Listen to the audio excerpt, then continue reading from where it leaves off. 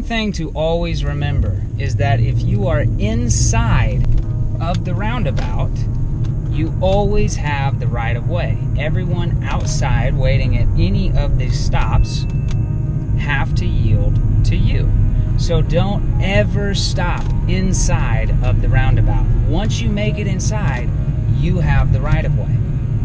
Now you also want to be careful not to change lanes inside of the roundabout unless there is a break in the lines that allows you to do so. And of course, before you ever change lanes, whether or not you're in a traffic circle, you always want to look over your shoulder and check your blind spots. Now, you may have noticed we've been doing circles this entire time I've been talking. That is to further illustrate my point. Once I'm inside of the roundabout, I can stay here for as long as I'd like because I have the right of way. So, we are now going to turn onto Branson Landing Boulevard. I'm going to hit my blinker well beforehand to signify that is where I intend to go.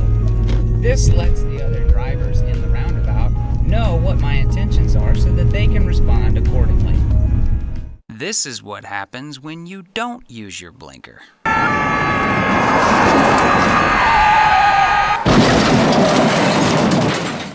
Don't be that guy.